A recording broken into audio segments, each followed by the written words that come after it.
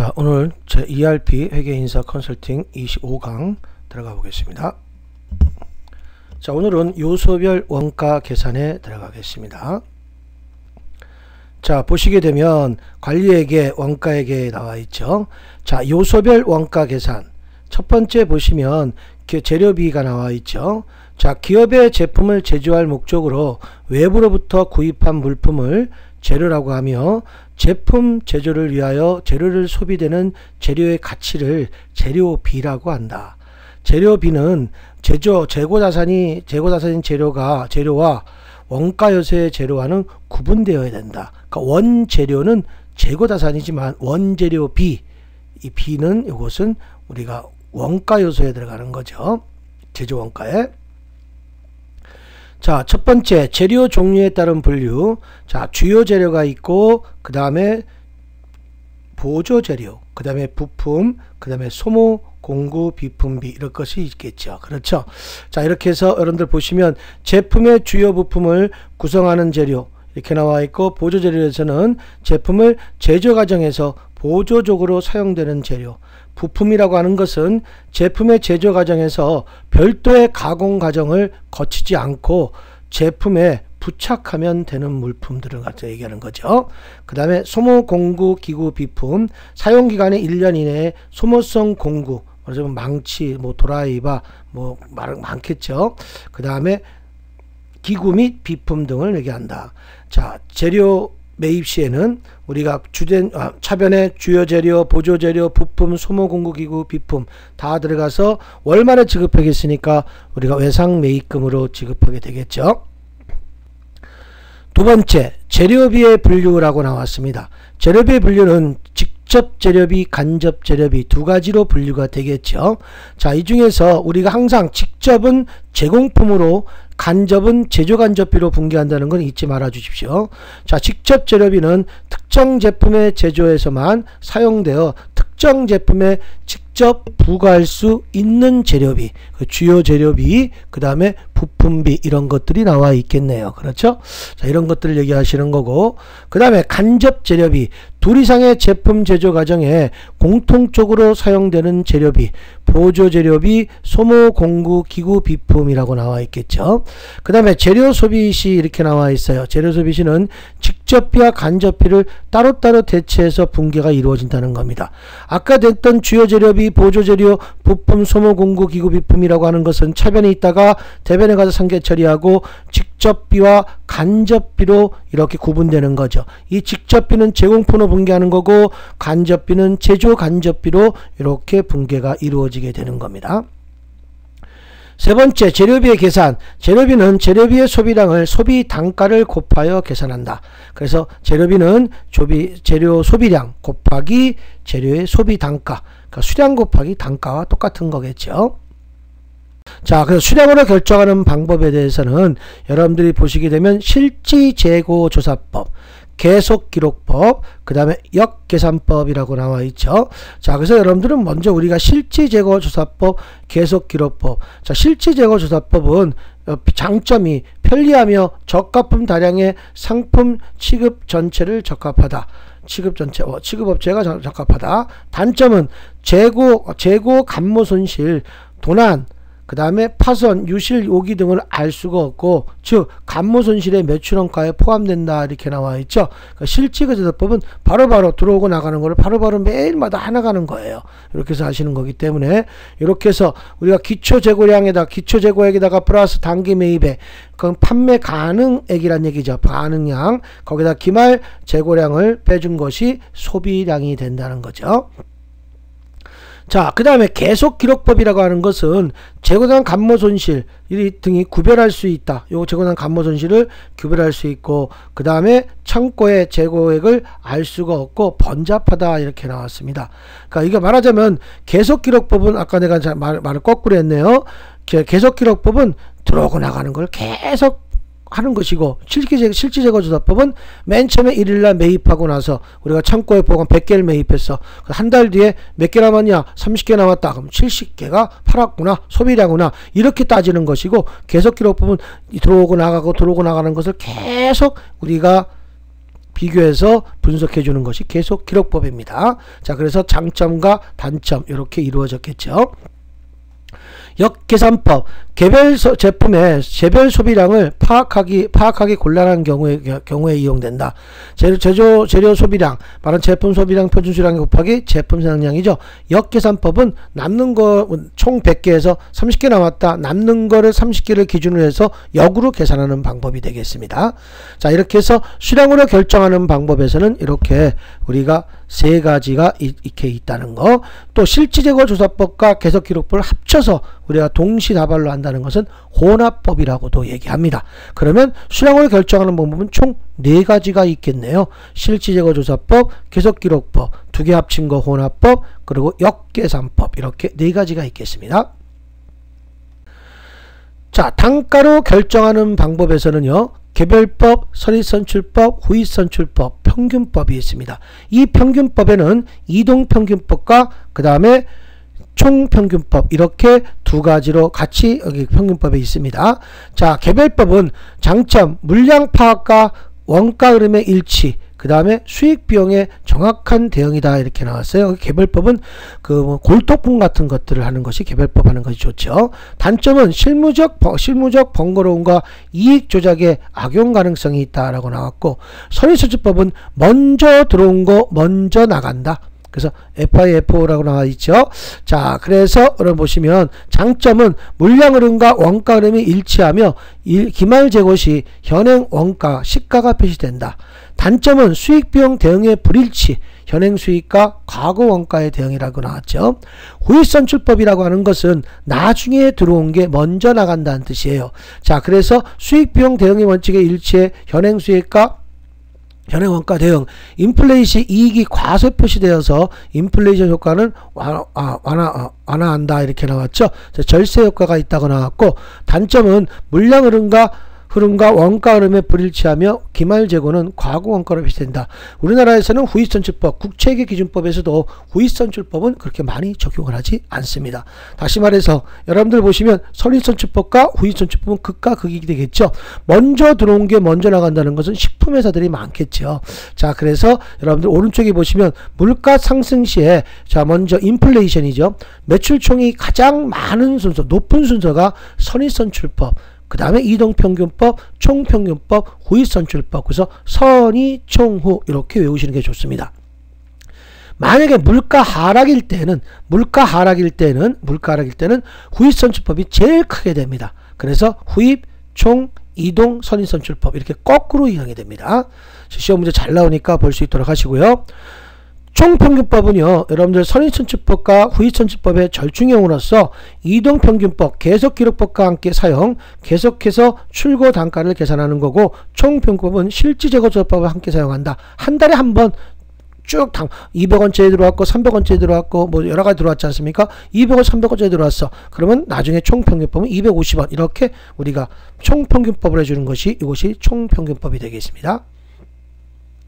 장점은 실무적 편리하며 객관적이다. 그 이익 조작이 어렵다라고 나왔고, 단점은 물량 흐름과 원가 흐름에 다소 불일치하여 수익 비용에 다소 불일치한다, 이렇게 나와 있죠. 이런 식이 이렇게 되겠습니다. 자, 그래서 단가를 결정하는 방법은 이렇게 하나, 둘, 셋, 넷, 5가지가 있다는 거. 개별법, 선입선출법, 후입선출법, 이동평균법, 총평균법. 이왕이면 외우실 때는 우리가 개별법을 별도로 하고, 이거는 뭐 고가품 같은 것들을 개별법을 하는 것이고, 우리가 보통 우리가 상품 같은 선, 이, 총, 후, 선입선출법, 이동평균법, 총평균법, 후입선출법, 이렇게 해서 여러분들이 외우실 수 있으면, 분수대로 외우면 여러분들 매출총이 가장 높은 게 물가 상승일 때는 선입선출법이 제일 높다는 거, 이걸 꼭 알아두시기 바랍니다.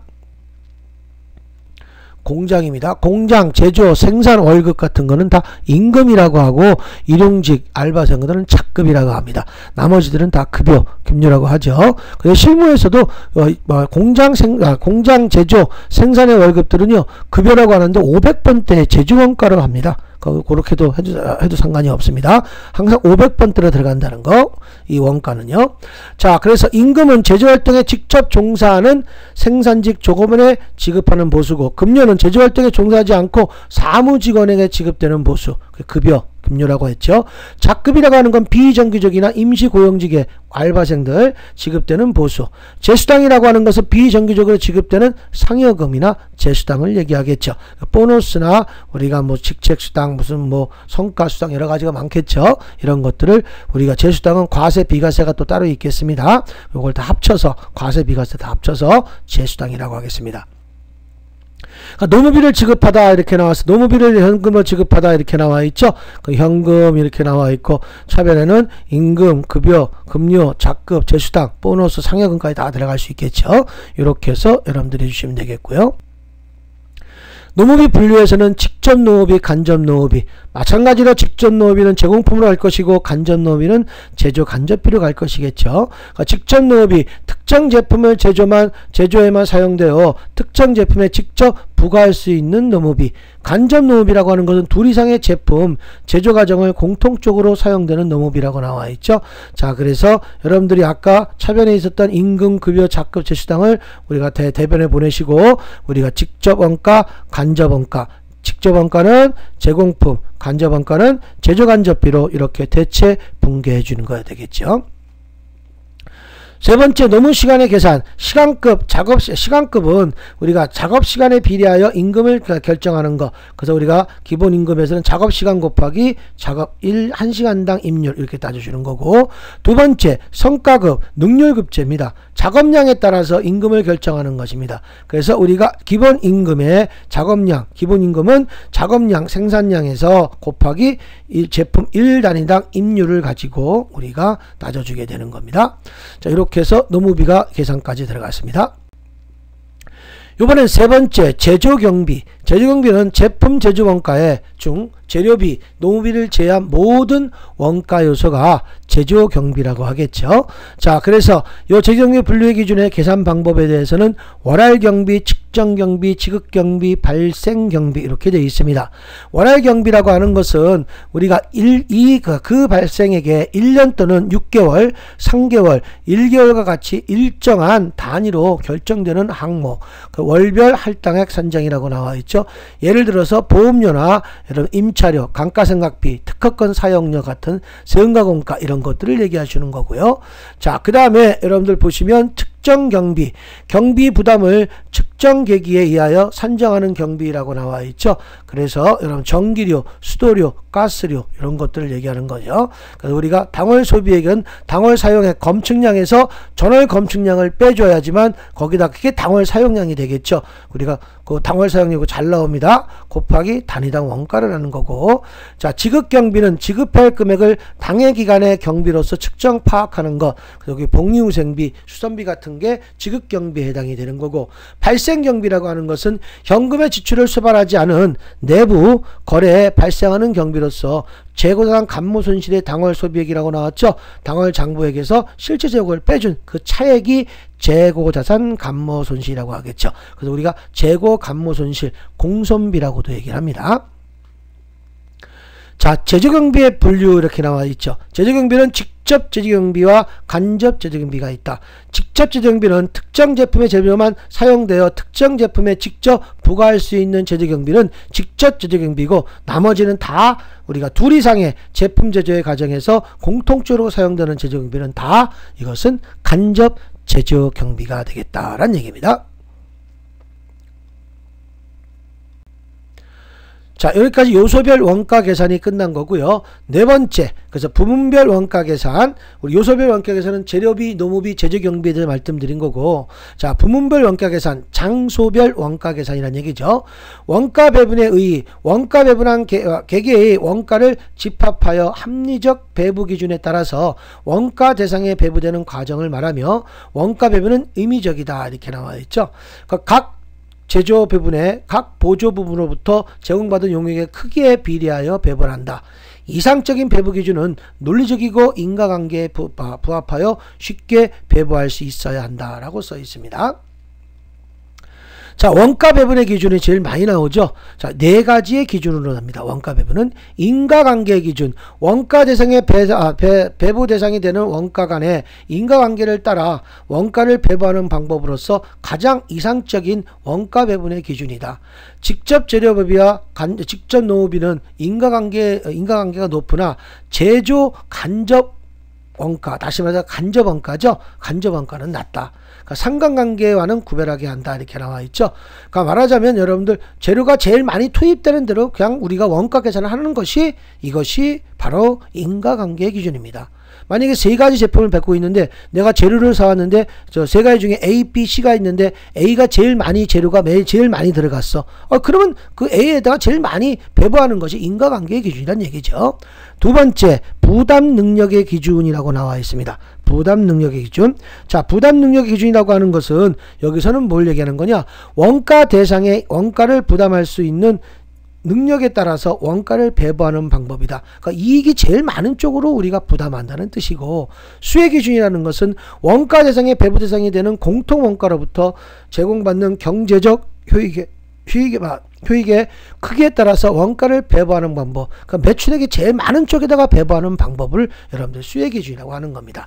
자, 그래서 우리 원가 배분의 기준은 인과관계 기준, 부담 능력의 기준, 수혜 기준, 이 세 가지를 합쳐서 공정성하고 공평성 있게 기준을 배부하라 라고 해서 이렇게 해서 네 가지의 원가 배부 기준으로 우리가 이루어지게 되는 겁니다. 자, 부문 공통의 배부라고 나와 있죠. 자, 첫 번째 배부 기준의 공통성. 우리가 보시면 부문 공통비의 배부 기준으로 선정될 항목은 배부 받을 여러 부분의 공통적인 것이라야 한다. 두 번째, 배부 기준의 상호 관련성. 이것은 이는 선정된 배부 기준의 원가 요소와 일정한 상관관계를 가져야 한다는 것이고, 예를 들어서 기계의 감가상각비에 기계의 가액 뭐 이런 것들을 얘기해 주는 거고요. 일반적인 상호 사용되는 배부 기준, 이건 여러분들이 건물 감가상각비는 우리는 면적 단위로 한다는 거. 그 다음에 우리가 기계장치 금액을 갖고 하는 것이고, 부동산 임차료는 우리 면적, 또한 건물의 보험료도 면적, 건물의 고정하는도 면적, 건물의 수선비도 면적, 기계장치는 기계장치의 가격, 그다음에 동력비는 각 부분의 기계 마력수 또는 마력수 곱하기 마력시간 곱하기 운전시간을 갖고 얘기하는 거고, 전기력, 가스력 수들은요 측정 부분의 소비량 또는 측정량을 얘기하는 거고, 전화는 각 부분의 전화대수 및 전화대수 곱하기 통화수를 갖고 하는 것이고, 기계보험료, 그 다음에 재료 보관료 이런 것들도 한번 연구개발비, 종업원의 우리 모집비, 복리후생비 이런 것들도 여러분들 아시는데, 복리후생비는 각 부분의 종업원 수를 가지고 복리후생비가 우리가 기준이 된다는 얘기입니다. 한번 요거는 한번 읽어보시고 여러분들이 한번 넘어가 주셨습니다. 세 번째, 보조 부분의 배부 방법. 제조 간접비 중에서 우리 보조 부분의 원가를 먼저 제조 부분에 배부한 후 제품을 배부한다. 두 번째, 제품의 기본 원칙으로서는 첫 번째, 보조 부분비는 원칙적으로 당해 부분으로부터 용역을 제공받는 모든 부분에 배부해야 한다. 두 번째, 보조 부분은 용역의 수수 정도에 비례하여 배부한다. 그러므로 이를 위해서는 부문 간의 용역의 수수 관계를 원가의 이동 상태에 대한 파악이 전제되어야 한다. 이렇게 나왔습니다. 이게 보조 부문비가 여러분들 뒤에서 배우면 우리가 직접 배부법, 단계 배부법, 상해 배부법, 상호 배부법 이렇게 세. 자, 그 다음에 여러분들 보시면 자, 실제 원가 계산이죠. 실제 원가 계산. 자, 실제 원가 계산을 보시면 정상 원가에서는 표준 원가 이렇게 나와 있습니다. 자, 여기 보시면 사전에 정해지는 표준이 아니라 기말 이후에 사후적으로 하는 전통적인 원가 계산 방법으로서 비정상적인 것까지 원가에 포함되어 제품의 원가가 왜곡되는 문제점이 있다. 실제 원가 계산입니다.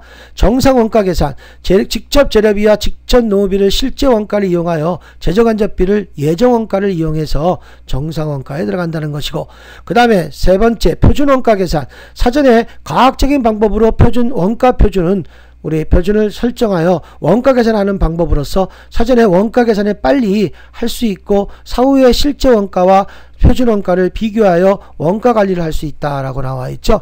자, 그래서 여러분들 여기 보시면 여러분들 그 관리 불가능한 차이에서는 가격 차이, 직접 원가는 직접 재료비는 가격 차이가 되는 것이고, 능률 차이는 우리가 수량 차이가 되는 거예요. 원재료는 노무, 우리 임금이죠. 임금은 가격 차이가 임률 차이가 되겠고, 능률 차이, 시간 차이가 되는 거고요.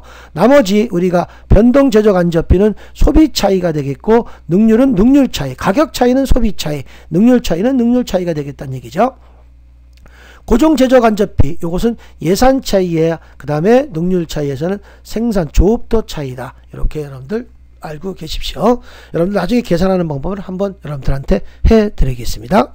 그럼 여러분들이 자, 이렇게 나온 것들을 여기 그대로 나온 것들을 보시고, 자, 그래서 여러분들 보시면 요거는 여러분들한테 가격 차이에 대해서 우리가 나왔던 거죠. 그래서 내가 실제 원가 나온 것이죠. 그 다음에 이건 변동원가고 배분액은 실제 표준원가가 이렇게 된다고 생각하시면 되는 거예요.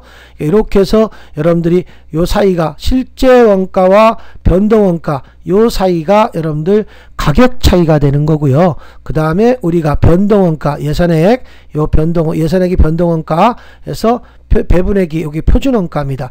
이것이 수량 차이가 되는 거고, 그 다음에 실제 원가에서 요 배분액 표준원가를 직접 보는 것이 총 차이액이 된다는 얘기죠.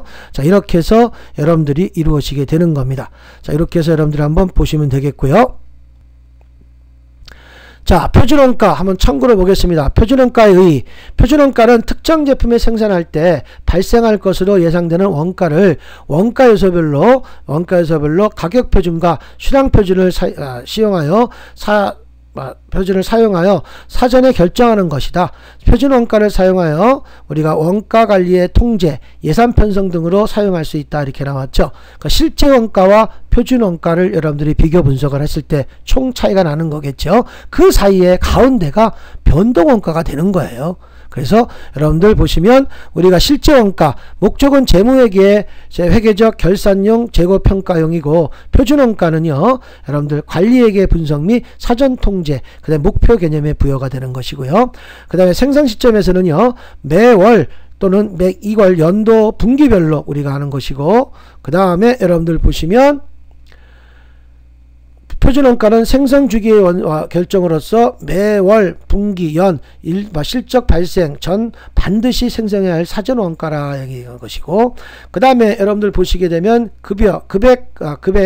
금액평가 시점에서는 실제원가 마감 작업을 통한 금액평가고, 표준원가는요 실시간 원가 확인이 가능하다라는 얘기고요. 그 다음에 단순함이 있고, 그 다음에 표준원가는 복잡함이다 얘기다 있어. 복잡하다는 얘기죠. 그래서 여러분들이 이따가 이 표준원가 계산할 때가 좀 어렵다는 얘기입니다. 그걸 여러분들이 보시면 되겠고요. 자, 그 다음에 실제원가 변동원은 변동제조간접원가의 표준원가 차이 분석에서는 실제원가는 실제 조업도 곱하기 실제 배분입니다. 자, 여기에서 마찬가지 변동원가는 실제원가에서 실제 조업도만 갖고 오는 거고, 표준원가에서는 표준 배분율만 갖고 와서 우리가 곱해준 것이 우리가 변동원가가 된다는 얘기입니다. 네 번째는요, 우리가 요것은 이제 예산원가로서 우리가 요것도 우리 예산원가라고도 얘기합니다. 변동원가를. 자, 고정제조원조비도 마찬가지 실제 발생액이라고 나온 것이었죠. 자, 그래서 실제 원가라고 보시면 되겠고, 예산원가를 변동원가로 보셔도 좋고요.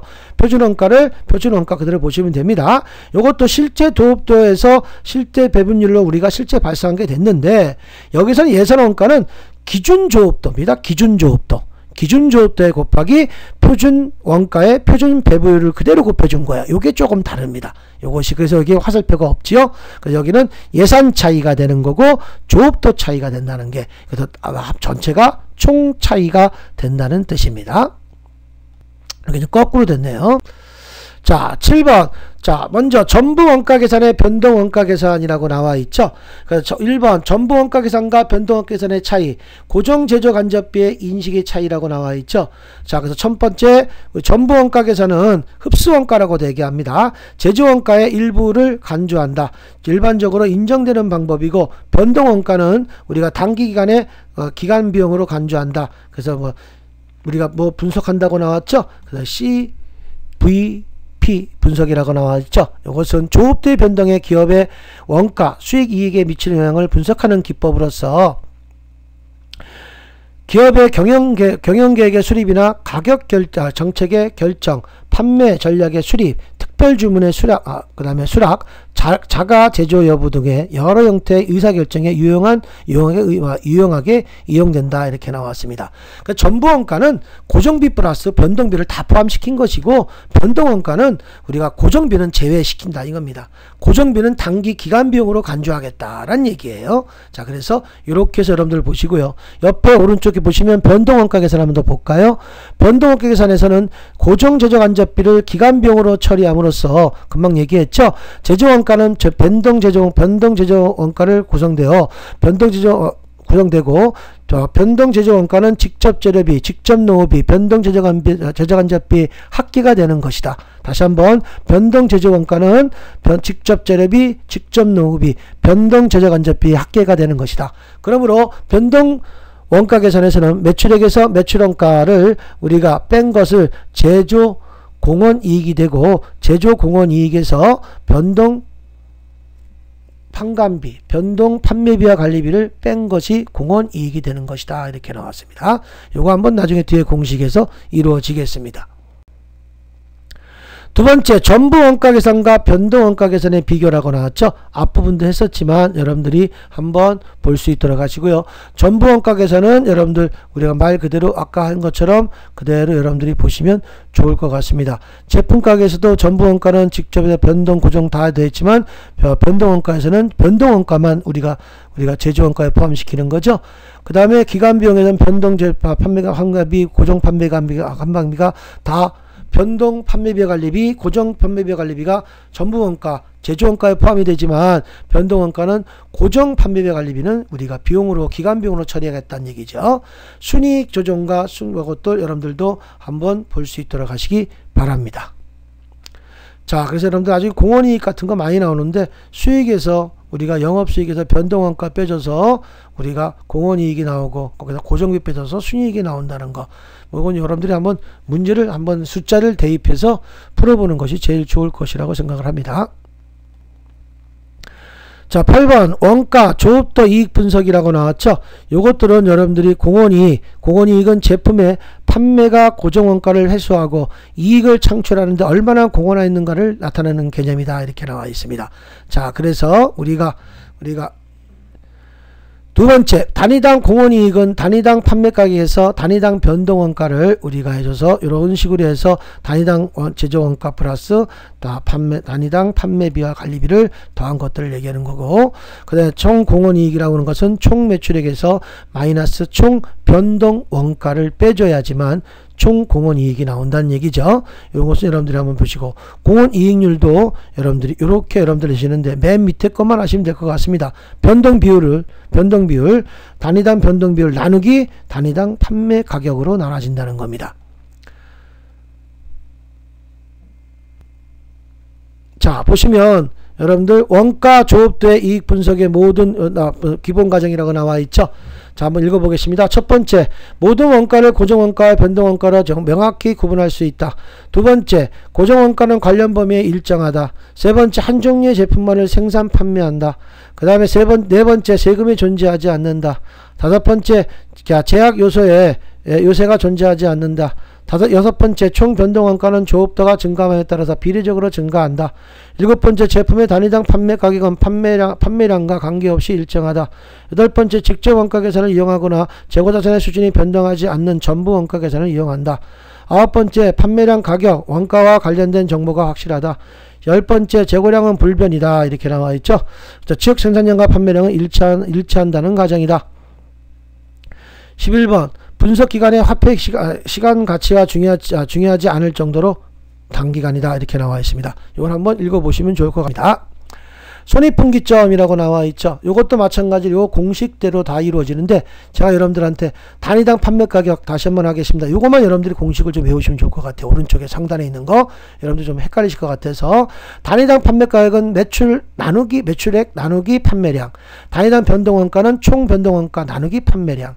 그 다음에 여러분들 보시면 단위당 공원이익은 단위당 판매 가격 판매 가격 마이너스 단위당 변동원가를 빼준 것이죠. 그러니까 판이야 판매 가격 마이너스 변동원가죠. 단위당. 손익분기점 매출액 변동원가 플러스 고정원가를 손익분기점의 매출액을 보는 거고요. 그 다음에 손익분기점의 매출 수량은 총 고정비 플러스 단위당 판매 가격 마이너스 단위당 변동비, 그 다음에 총 고정비 플러스 단위당 공원이익이라고 나온 것이죠. 그 공원이익이 단위당 판매 가격 마이너스 우리가 단위당 변동비를 위에 구에 나와 있죠. 그대로 단위당 공원이익이라는 얘기입니다. 목표 매출액은 변동원가 플러스 고정원가, 여기까지가 뭡니까? 손익분기점 매출액이죠. 거기다가 플러스 목표 이익을 더한 것이 목표 매출액이 되는 겁니다. 목표 판매량이 나오는 것은 고정원가 플러스 목표 이익 나누기 판매당 단가, 단위당 판매 가격 마이너스 단위당 변동원가를 빼준 것으로 나눠주면 된다는 얘기죠. 안전이익은 총 매출액 마이너스 손익분기점 매출액을 얘기하는 거고, 안전이익률 한계율이라고도 얘기합니다. 안전이익 나누기 총 매출액을 얘기한다라는 얘기입니다. 자, 이것도 마찬가지로 앞부분에서 말씀을 드렸었죠. 요걸 그대로 해주시기 바라고요. 법인세에 고려한 손익분기점에서는 세전이 매출액 마이너스 총변동비 마이너스 총고정비 이렇게 빼준 것이에요. 그래서 여러분들 그걸 공식대로 해줘서 여러분들 나온 것들을 그대로 나오셔서 해주시면 되겠죠. 그래서 우리가 매출액의 총변동비 안 나올 때는 단위당 공원이익 곱하기 판매량, 거기다가 마이너스 총고정비를 빼준 것도 우리가 공원이익률 나온 거에다가 곱하기 매출액을 해주는 것이죠. 똑같이 다 똑같다는 얘기입니다. 세후이익은 우리가 매출액 마이너스 총변동비 마이너스 총고정비를 다 빼줘서 곱하기 1 마이너스 세율로 계산해 주면 된다는 얘기죠. 예제 1번 한번 읽어보겠습니다. 문제 한번 풀어볼게요. 예제 1번 다음에 통일에 생산하는 휴대용 가습기의 2016년 4월의 매출액은 원가 관련 자료이다. 판매량을 증가하기 위하여 광고비 8만원을 지출하였고 프로젝트를 기획 중이다. 광고를 실시한 경우가 다른 조건에 동일하다면 손익분기점을 달성하기 위한 판매량은 얼마인가? 이게 여러분들 이 기출문제 나왔던 문제를 제가 베낀 겁니다. 자, 그래서 월간 매출액이 80만원이고 월간 총 변동원가는 48만원, 월간 총 고정원가는 40만원이다. 이렇게 나와 있죠. 그래서 판매량 2000개, 법인세율은 20%라고 가정한다고 했을 때 우리가 여러분들 보시면 단위당 판매가격은 매출액이 얼마라고 그랬죠? 80만원 나누기 판매량이 2000개라고 그랬죠. 위에 여기 써있죠. 위에 공식. 그래서 400원에 단위당 판매 가격이 400원이 나왔고요. 변동원가는 어떻게 나오겠습니까? 총 변동원가 48만원 나누기 판매량을 나눠주니까 240원이 되겠네요. 그러면 공원이익은 우리가 어떻게 되겠어요? 400원에서 판매 가격에서 우리가 변동원가 240원을 빼주면 160원의 공원이익이 나오겠네요. 공원이익 이렇게 따져주시는 거고, 그 다음에 손익분기점의 판매량은 총고정원가가 40만원 나와 있죠. 총고정원가가 40만원, 공식을 좀 외우셔야 돼요. 총고정원가 40만원 플러스 모든 비용은 다 포함시켜야 되겠죠. 그래서 광고선전비 8만원을 플러스해서 그 다음에 나누기 우리 단위당 공원이익이 아까 얼마 나왔었습니까? 160원 나왔었죠. 그것으로 우리가 나눠줌으로써 우리가 3000개가 나온다는 얘기겠죠. 자, 그래서 우리가 판매량은 3000개가 된다는 얘기예요. 이렇게 해서 이렇게 계산해서 한번 보시면 좋을 것 같습니다. 예제 2번 거 여러분들 창조의 생산과정의 표준원가 및 실제원가 발생의 다음과 같다. 직접 농업에 대한 능률 차이는 얼마인가 이렇게 물어봤습니다. 여기서 마찬가지로 우리가 표준원가와 실제원가가 이렇게 나와 있죠. 자, 문제가 이것도 시험 문제에 나왔던 걸 그대로 해드리는 겁니다. 옆에 보시면 여러분들 문제가 이렇게 1번, 2번, 3번, 4번이 나왔는데 답은 1번이라고 나왔는데, 자, 여기 보시면 우리가 실제원가가 어떻게 나왔느냐, 990시간 곱하기 32시간 나왔죠. 실제 직접 노무 시간은 우리가 실제 원가가 지금 뭐예요? 우리 제품 생산이 900개죠. 900개 1.1시간이잖아요. 실제 원가가. 그러니까 실제 노무 시간으로 나눠줘야 될 거 아니겠습니까? 그래서 900개 곱하기 1.16개니까 990시간이 나왔어요. 그 다음에 실제 임률이니까 시간당 임률이 얼마예요? 32원이죠. 그래서 990 곱하기 32원이 나온 것이 이렇게 나온 것이고, 그 다음에 표준원가는 어떻게 되겠습니까? 표준원가는 그대로 우리가 900시간이죠.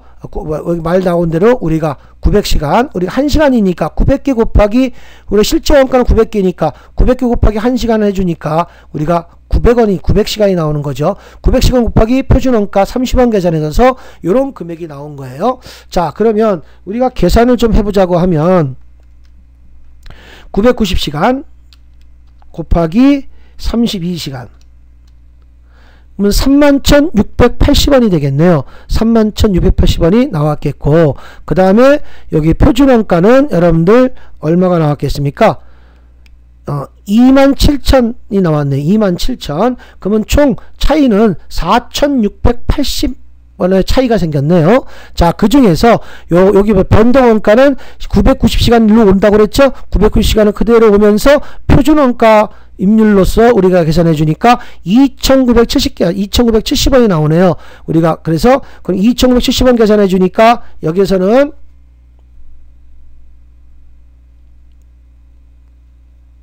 29,700원을 계산해 주니까 31,680원. 실제 원가가 31,680원에서 변동원가 얼마 29,700원을 빼주니까 마이너스 29,700원을 빼주니까 1,980원만큼 우리가 불리하다는 얘기죠. 지금 우리가 말하자면 실제 원가가 더 크다고 얘기했잖아요. 그렇죠? 더 컸기 때문에 불리하다라는 얘기 있고, 그 다음에 표준원가도 여기도 마찬가지로 여기는 뭡니까? 변동원가가 되어 있잖아요. 그렇죠? 자, 변동원가는 29,700원이고 여기는 27,000원이잖아요. 그러면 2,700원 불리하기 때문에 여기도 우리가 불리하게끔 되겠죠. 원래는 다 실제 원가가 제일 크니까. 만약에 표준원가가 더 크다 그러면 다 유리하다고 돼. 거꾸로 유리하다고 나오는 거겠죠. 그 총 차이는 얼마가 되겠습니까? 그래서 4,680이 되겠네요. 그렇죠? 이렇게 해서 차이가 이런 식으로 해서 이루어지게 되는 건데, 우리가 아까 보시면 24,280이 차이가 나네요. 이렇게 해서 여러분들 되는 겁니다. 그럼 여기는 뭐가 답이 되겠습니까? 여기에서는 표준원가, 실제원가 발생에다 직접 노업에 대한 능률 차이를 물어봤잖아요. 능률 차이니까 2,700원만큼 불리하다. 이거 여러분들이 꼭 알고 계시기 바랍니다. 자, 9번 요거는 쭉쭉 한번 읽어보고 마치어 드리겠습니다. 활동 기준의 원가 계산이라고 나왔죠. 첫 번째, 전통적인 원가 계산의 문제점. 첫 번째, 전통적인 원가 배분 방법을 이용하면 제품 원가를 왜곡이 발생해서 잘못된 의사결정에 할 위험이 있다. 현재는 제조간접비의 비중이 커져 있다. 그러니까 말하자면 이제는 기계화가 너무 잘 되어 있기 때문에 우리가 지금 제조간접비가 굉장히 지금 비중이 많이 커져 있다는 얘기죠. 자, 우리 과거 원가는 우리가 이런 식으로 직접 재료비, 직접 노업이, 제조간접비가 양이 좀 작아졌지만 현재는 직접 노업이 쫙 줄어들었고 사람들이 많이 이제 기계화가 됐기 때문에 제조간접비가 많이 커졌다는 얘기죠. 두 번째, 전통적 원가 계산의 효율적인 원가 관리가 이루어지지 못했다. 그 다음에 전통적 원가 계산의 목적은 제품 원가 계산이므로 제품 외의 원가 직접 대상에 대한 정보를 제공해 주지 못한다. 즉 원가 직접 대상의 고객의 부문, 판매 지역 등의 제품이 아닌 경우에 전통적 원가 계산은 이들에 대한 수익성의 판단을 위한 정보를 제공해 주지 못한다라는 얘기입니다. 네 번째, 전통적 원가 계산은 관리액의 목적을 위한 정보를 제공해 주지 못한다. 한번 읽어보시면 되겠습니다. 활동 기준의 원가 계산에 의의, 활동 기준의 원가의 목적은 정확한 원가 정보를 제공하고 활동에 관한 정보를 제공한다. 이렇게 나와 있죠. 자, 그래서 활동 기준에 사용한 용어를 보겠습니다. 활동 기준의 원가 계산에 사용되는 용어, 활동, 원가 동인, 원가 동인율, 가치 변동, 가치 활동, 비가치 활동 한번 읽어보겠습니다. 활동이란 자원을 이용하여 가치를 창출하는 작업을 의미하는 것으로서 활동 기준 원가의 계산에서 기본이 되는 개념이다. 활동 기준 계산에서는 활동 기준 원가 계산에서는 활동의 자원을 사용하여 원가를 발생시키는 기본 단위가 되며 전통적 원가 계산에서 사용되어 온 부분이나 제품 활동을 수요하는 이 2차적 분석 단위로 본다. 이렇게 나와 있고, 원가 동인이란 원가동인은 활동을 유발시키는 원인을 말하는 것으로서 원가 발생인지를 또는 원가가 결정인자라고 한다.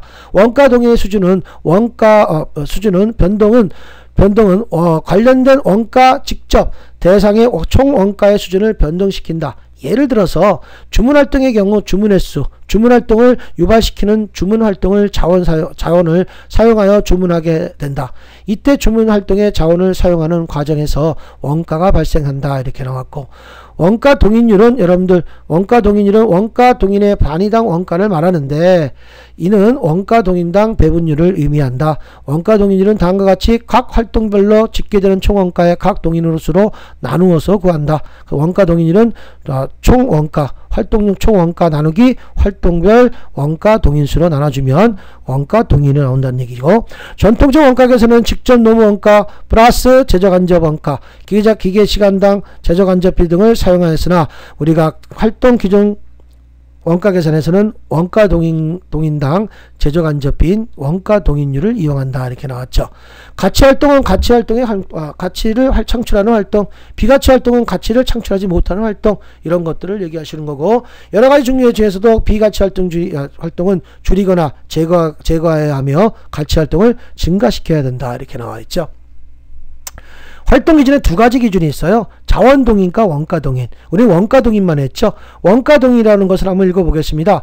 기계작동이나 우리가 기계작동, 아까 보시면 원가동인은 활동을 시키기 위한 시키는 원인을 말하는 것이라고 했죠. 이것이 기계작동이나 작동, 무동의 등에 유발하여 원가를 발생시키는 요인, 제품을 원가를 매길 때 기준을 삼아 삼기 위하여 원가를 영향을 미치는 요소인 사건과 활동을 수치로 나타내는 요소별로 집계하는 것이다.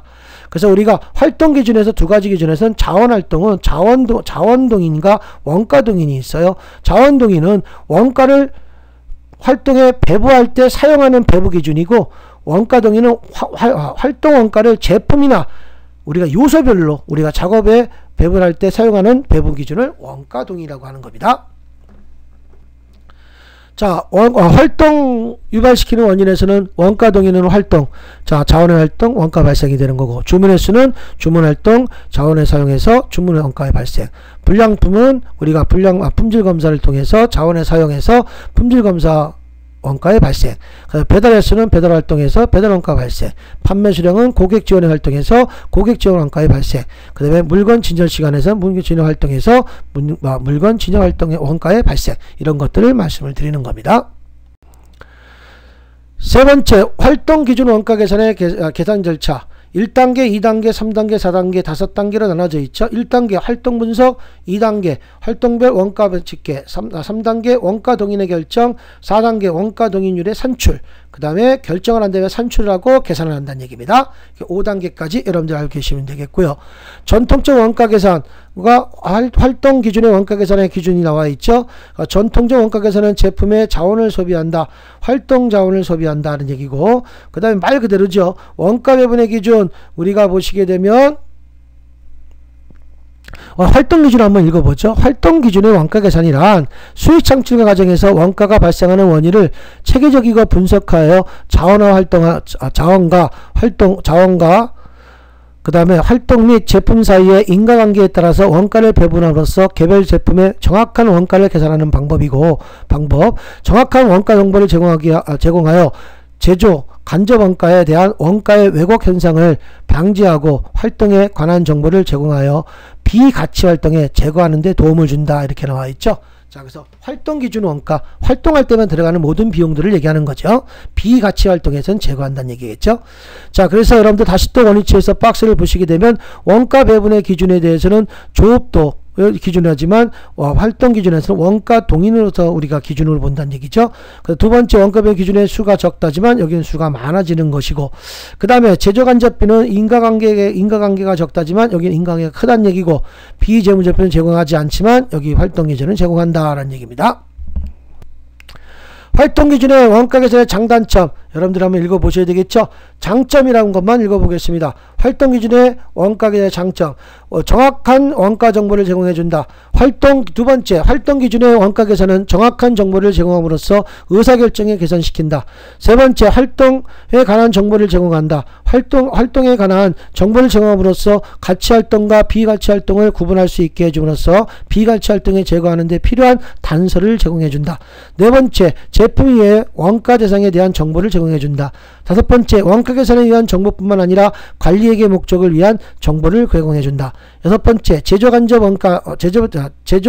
간접 원가의 일부 항목을 직접 원가로 분류할 수도 있다. 이렇게 나왔죠. 요게 반대 현상이 되는 게 다 이것이 단점이 되겠죠. 자, 여러분들 다음 시간에는 우리가 책임회계와 예산회계, 또 뭐 여러 가지 등등 문제풀이를 한번 들어가 보겠습니다. 고산이었습니다. 감사합니다.